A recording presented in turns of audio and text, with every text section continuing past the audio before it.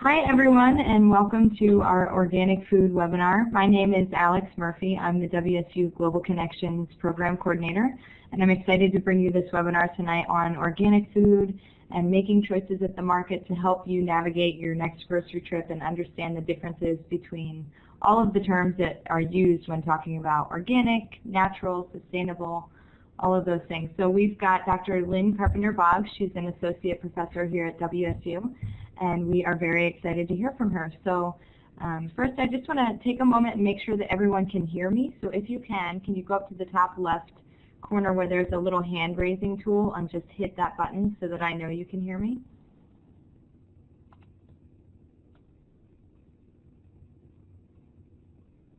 All right.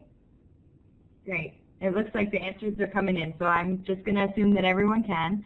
So now I'm going to turn it over to Lynne, and make sure that you feel free to use the chat box if you've got questions or if you need clarification on anything, and enjoy. Hi, good evening everybody. Thanks so much for joining us. And as Alex said, please feel free to go ahead and enter any questions that you have down in the chat box as we go along. We should have some time at the end for additional questions, but we can just make this as a discussion as we go through this.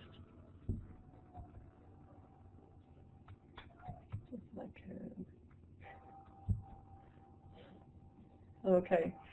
So as Alex said, there are many different terms that we'll see on foods, and we won't go through all of the possible terms that you can see on foods that may be confusing to you.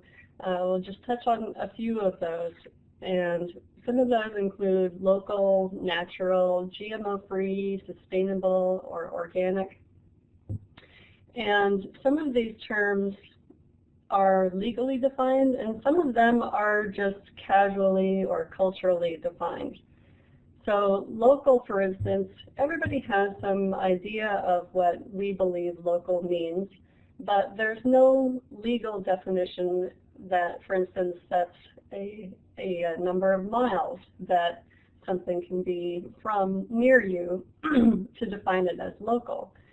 Natural is another term you'll see quite a bit, and it's not legally defined, but there are organizations that have pretty thoroughly defined what a natural food is or how it was produced.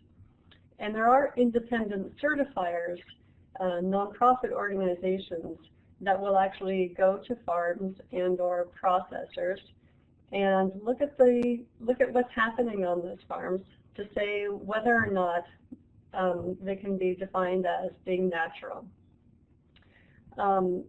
GMO-free, I think we're all familiar with the legal arguments around labeling and not labeling, defining and not defining GMO and GMO-free. Right now, you can get an independent certification of this, but there's nothing legally binding about it either. The term sustainable, or at least sustainable agriculture, and definitely the term organic, these are legally defined terms. So sustainable agriculture was defined in the 1990 Farm Bill. And again, there are some excellent independent certifications to describe whether or not a food was produced sustainably. Organic is the only one of these, and really it's quite unusual, the term organic, because it is legally defined. If you use the term organic on a food, it not only can be independently certified, but if you use that term, it must be certified. And using that term then becomes legally binding.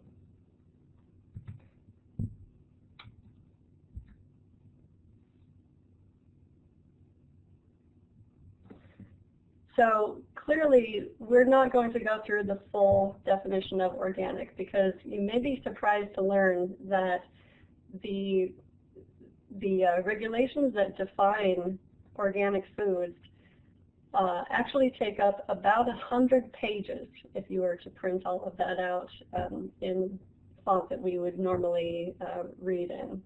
So there are many, many rules and sub-rules that go into defining what an organic food is and how it can be produced and treated.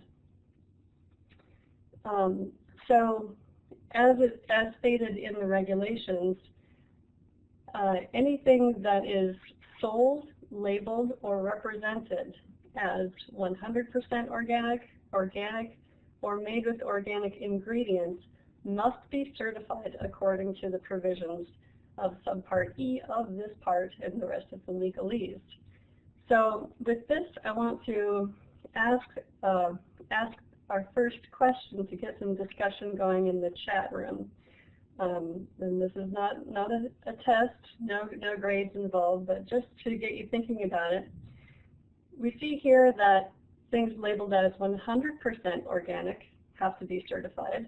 And then there's this term just organic. So this can be used on multi-ingredient foods or packaged foods often that don't necessarily have 100% organic ingredients in them. So the question is, what percent of organic ingredients do you think have to be in a food in order for it to be called organic and to use the USDA symbol? And we'll give you the answer in a couple of slides. So does anybody have guesses?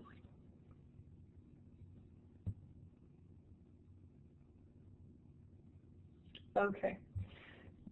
So while you are putting in your ideas here, some great guesses coming in, some very knowledgeable people. Let's go through some of the basics of the definition of organic.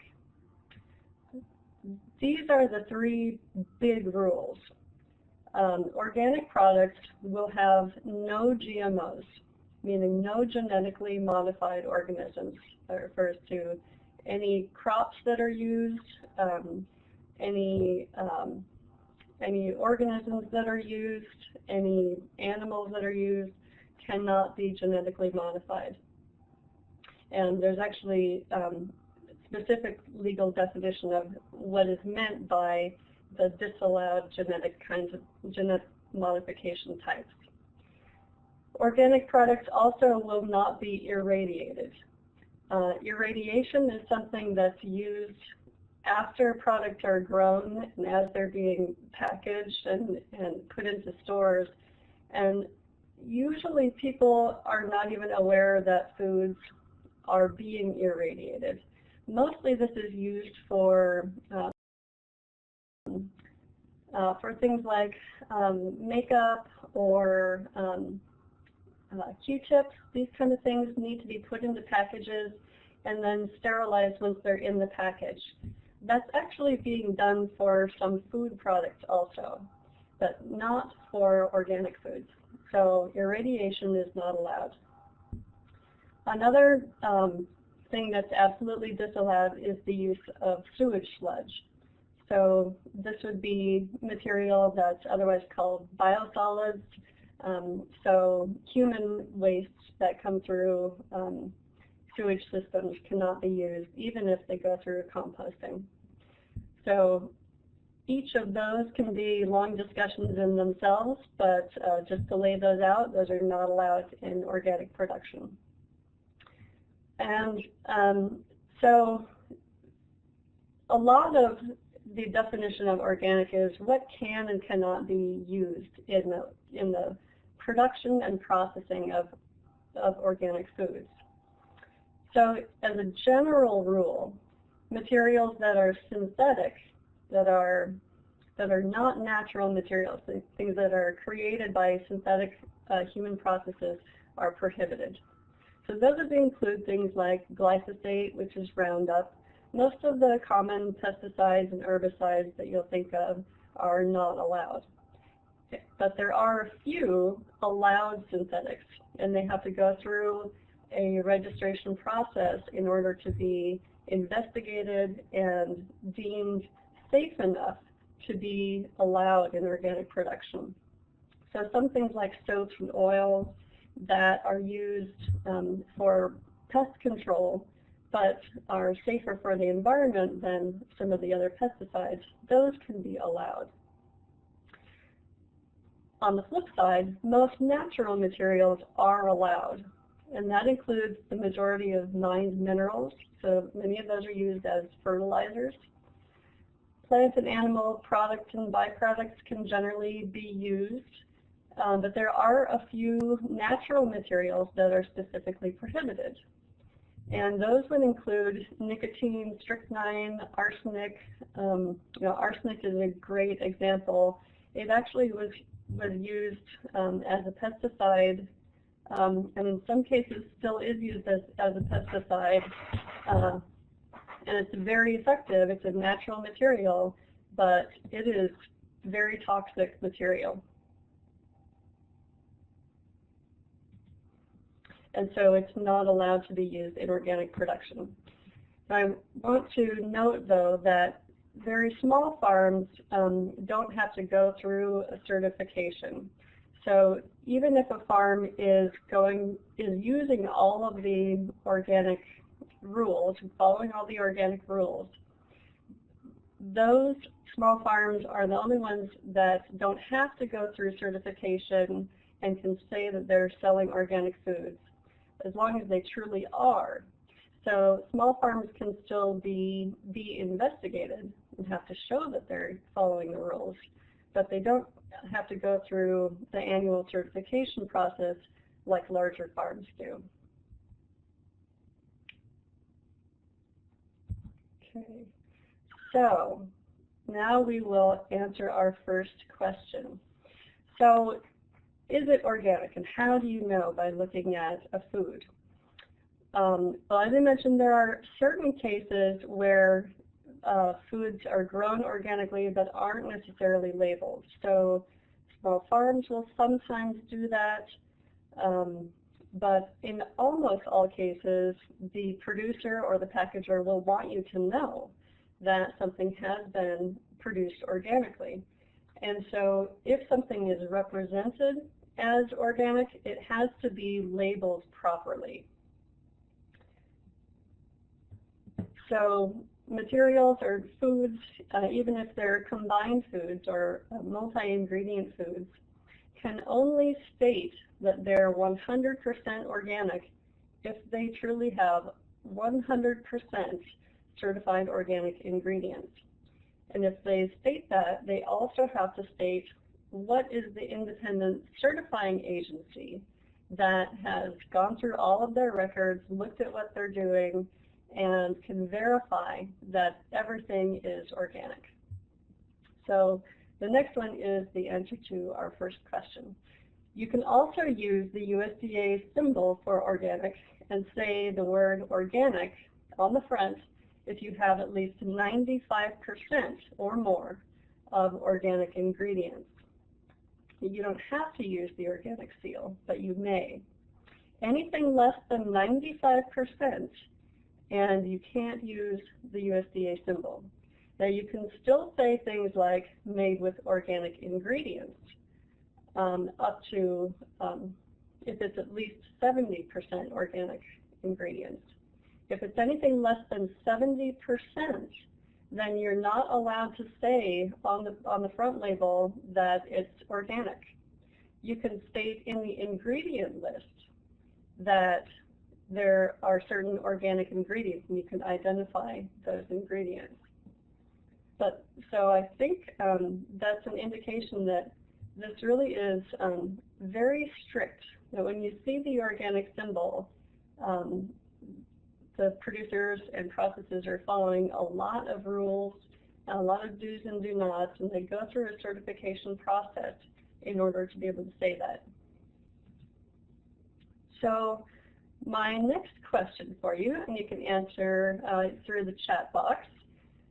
My next question is, I think that we all make choices at the grocery store when we're eating out of what kinds of foods we are willing to pay more for. And that really is one of the central questions of this webinar. So I'd like you to tell me, though, in the chat room, what kinds of foods or what reasons are you willing to pay more for some foods?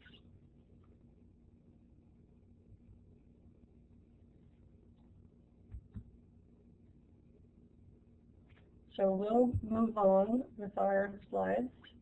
For some reason, thanks. And that's an important question.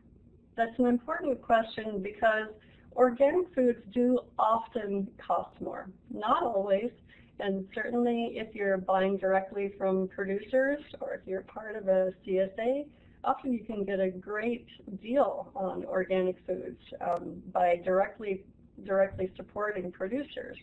But often in the marketplace, you are going to pay more. So in some studies, organic fruits and vegetables have been found to average 30% more expensive for organic. And milk tends to be quite a bit more expensive, and dairy products are about 60% more on average. Let's go to the next one. So the question is it worth it? And sorry to disappoint you, but I'm not going to answer that question for you. Because the point is that what anybody is willing to pay more for depends on what is important to you. As an economist I know has said, value added, or your willingness to pay more for a product, is about values. So what is different about that product, and how much does it matter to you? Let's go on to the next one.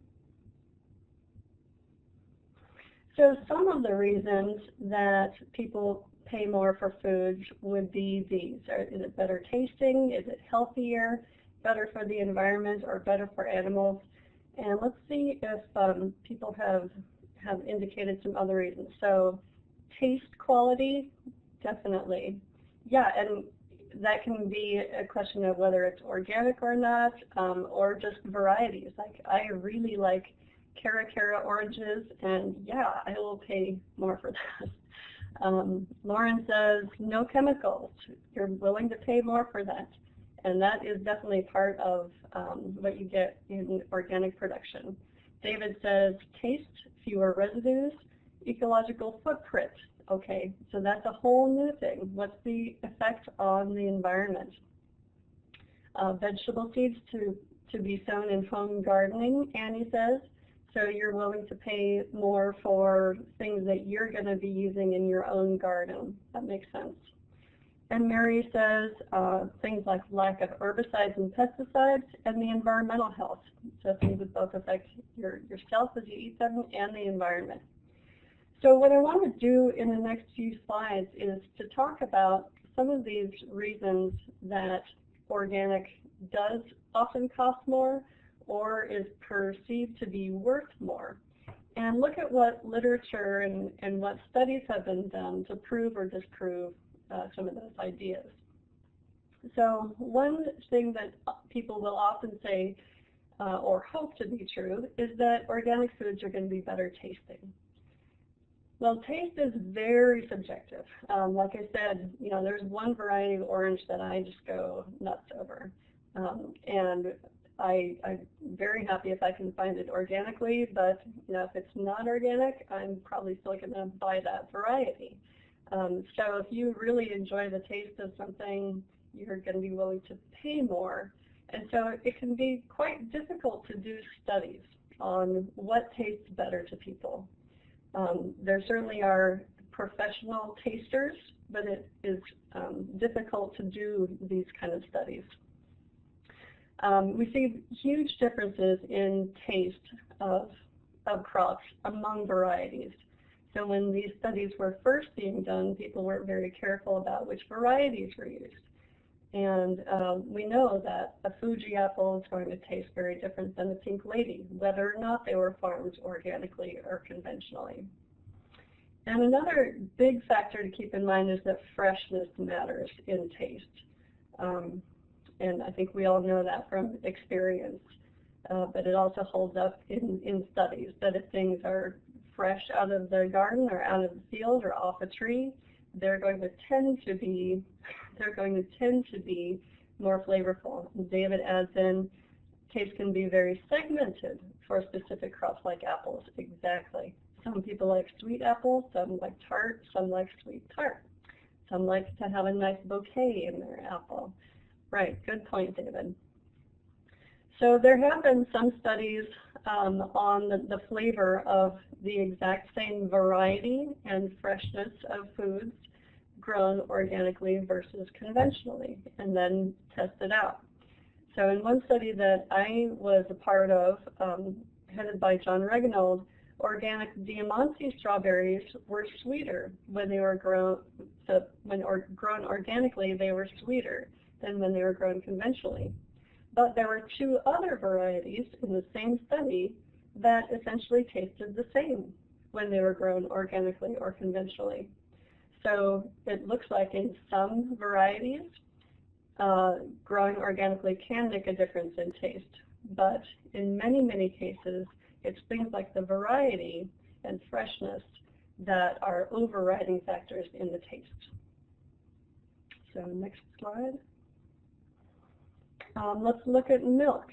There have been quite a few studies on milk just in the past couple of years, and they're very consistently showing, as the study from Chuck Benbrook showed in 2013, they are consistently showing that organically produced milk has more omega-3 fatty acids, and those are often considered to be the healthier fatty acids. And this is because organic livestock have to be on pasture at least 120 days per year. That's actually part of the organic regulations for organic livestock. And during those 120 days, they have to be actually eating at least 30% pasture. Okay. Next slide, thanks.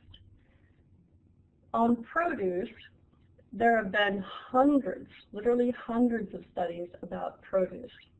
And this study by Baranski et al. That came out last year actually summarized the findings of 343 other peer-reviewed studies that compared organic and conventional produce. And there were a few very consistent findings that the organically produced produce has more antioxidants. So often this is vitamin C, and most Americans in particular, we need more antioxidants. The range tends to be about 20 to 60% more antioxidants in the organic foods. There tends to be less nitrate and less cadmium, which are two things that we don't really need. So those are less common or lower in concentration in the organic foods. And less pesticide residue also tends to be found on the organic goods. And so David adds in, we may be able to achieve, this is very true, we may be able to achieve the same fatty acid profile on non-organic milk, but on pasture-raised dairies. That's very true. So the benefit of the organic milk was primarily because those cows are required to be on pasture. All right. There are fewer studies on meats and grains, and somewhat less convincing. So organic grain studies often find that they're similar to conventional. Now I have to say, again, there are hundreds of studies out there, and some will find benefits of organic, some will find that they're the same, and a few even find that there's lower quality in the organic goods.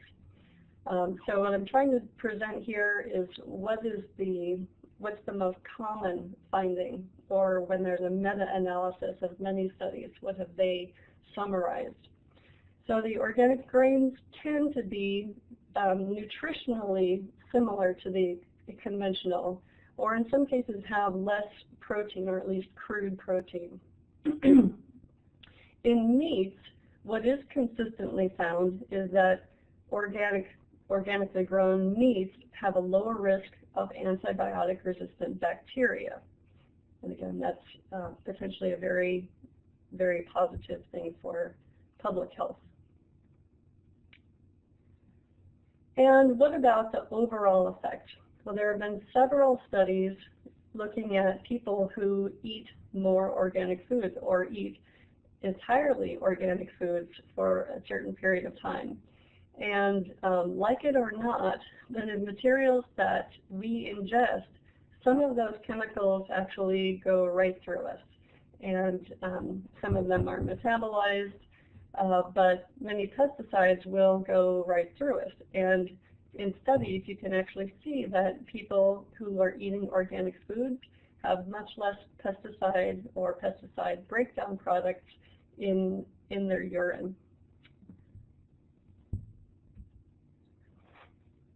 And there have been few but pretty exciting animal studies.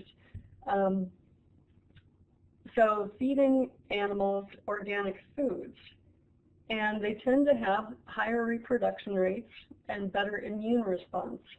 And in some cases, you can see that they also prefer organic products. That finding, though, I will say is definitely not consistent. It depends on if you're dealing with rabbits and alfalfa, or if you're dealing with monkeys and bananas. Different foods and animals, you know, they will have different preferences for a given product, whether or not it's organic or conventional. But there are some studies showing a preference for the organic products.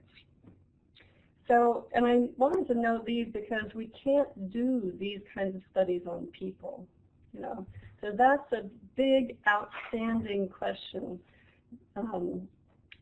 that is very difficult to answer. Okay, we can see that we're getting fewer pesticides on our food if we're eating organically. We can see that there's less pesticide in our urine, but is it actually healthier for us? Well, we just can't easily study people over long periods of time. But animals, we can look at their whole lifespan. So again, we are often finding higher reproduction and better immune response.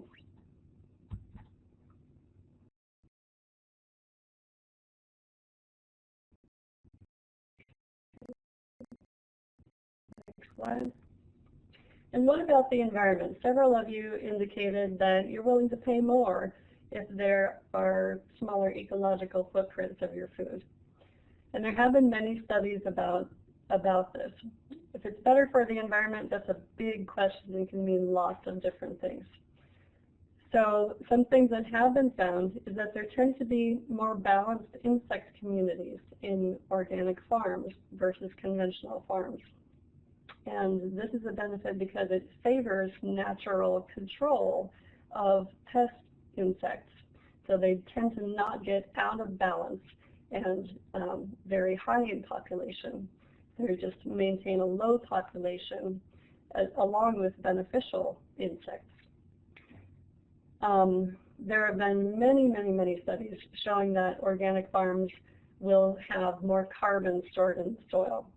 And this is a benefit not only for the soil health itself and growing more microorganisms, but as we try to balance out our use of carbon and reduce the amount of carbon dioxide in the atmosphere, having more carbon sucked into the soil and held there is definitely beneficial. So within the regulations, there is verbiage that organic farms have to maintain or improve the natural resources of the operation, including soil and water quality, which is wonderful, but it's a little bit vague. And actually, right now, there's an open discussion period that the USDA is having on what more specifically does this mean, or what should it mean?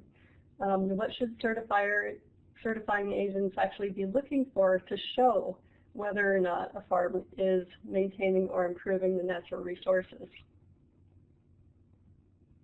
For instance, currently there's no restriction on the amount of water or energy used, but is that something that should be considered in the natural resource impact?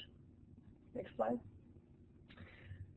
And the last question is organic production better for the animals that are being grown in organic conditions? Well, a few things are definitely different in their experience. Animals whose meat or eggs will be sold as organic, they have to be given 100% certified organic feed. So just like people, their feed is going to have a lot less pesticide residue on it. They're going to be ingesting less of it. Their foods are going to be much lower in antibiotic residues and bacteria that are resistant to antibiotics. Animals have to have access to pasture, and we talked more specifically on that in the dairy portion. But with different animals, they all have to at least have access to pasture. Organic animals can be given no antibiotics, and the kinds of drugs you can use on them is quite restricted. But these animals must be cared for, and this is very strong verbiage that you don't see necessarily in conventional growing guides. Even though you can't use all the available drugs on organic animals, they have to be cared for. And if caring for them properly means that the animal then becomes a non-organic animal, you still have to do that. So some operations end up having a primary organic herd and then a smaller non-organic herd. Or they may end up selling that animal who becomes non-organic. And there are actually enhanced animal welfare rules or guidances that are expected to be coming out soon. So to conclude this, I want to again state that I'm not going to tell you what to eat, and these are still things that you will have to consider for yourself. And some things to always think about is that nutritionally and in terms of taste, you're better off eating fresh and eating more produce. I mean, wherever you're getting it, most Americans need more fruits and vegetables, and that's going to make a big difference in our cultural health. And the last point I want to make is to buy what you will really eat. Don't go out shopping and buying things to try to impress somebody else or even to try to impress yourself. Because if you're not eating what you're buying, you're not getting any benefit from it, and it's a terrible thing for the environment. Next slide. Okay. Because although organic production has benefits to the environment, a huge issue is the amount of food that we waste. So even if you're buying organic food but then wasting it, we still are causing environmental impacts. And food waste overall is not sustainable. As examples, the U.S. disposes 133 billion pounds of food annually. That's approximately 31% of the U.S. food supply. And I've seen even higher estimates than that. These numbers are from the USDA, just from December of last year. So that's $162 billion worth of food that's thrown away every year. It makes up about 20% of all the landfill material in the U.S. And so those are the U.S. averages, and it's similar or maybe even worse in Europe. So buy what you're going to actually eat.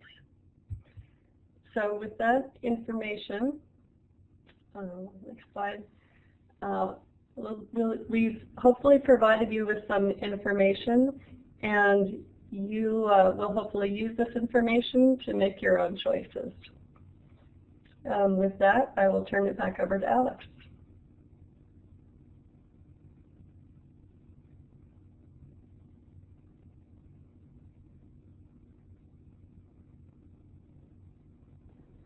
All right. Well, there we go. So I just want to say thank you to Lynn for joining us tonight and sharing all of her expertise with us. And if anyone has any further questions, I can show you her email address and her website there. Feel free to contact her directly. And thank you all for joining us tonight. I am going to put a link into our chat box here for the Global Connections survey. So if you have a moment, please just take a minute and fill this out. It only is about 10 questions, and it really helps us evaluate our programming and decide what to do next year and what to repeat. So thank you, everyone, for joining, and hope you enjoyed it, and have a great night.